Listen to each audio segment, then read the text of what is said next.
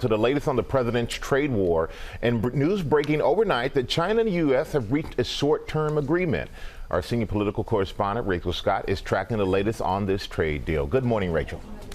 Michael, good morning to you. And this is a breakthrough in talks between the world's two largest economies, but it's also a dramatic retreat from President Trump's 145% tariffs that he imposed on Chinese imports. After all of the tough talk and hard lines, both sides agreeing to dramatically roll back their tariffs, at least for now.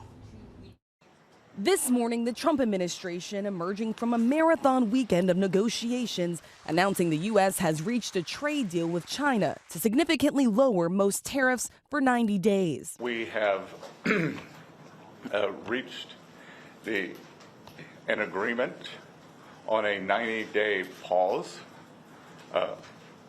and substantially moved down the tariff levels.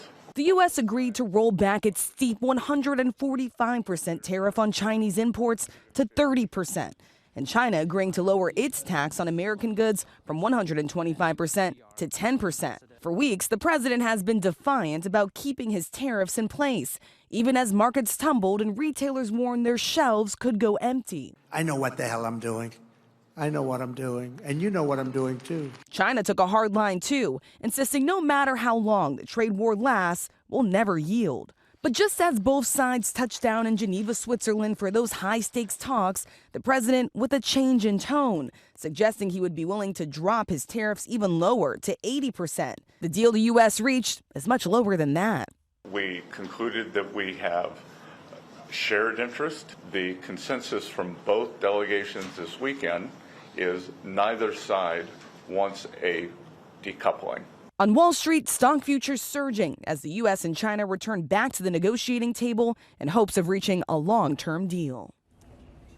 So investors are rejoicing this morning, but the full economic impact of this on and off again trade war still remains very unclear at this point. That question will be answered likely in 90 days as these two sides continue their negotiations, Michael. Yeah, still a lot of that is still unclear, Rachel. But Rachel, the president posting on social media that he will sign an executive order aimed at lowering prescription drug costs.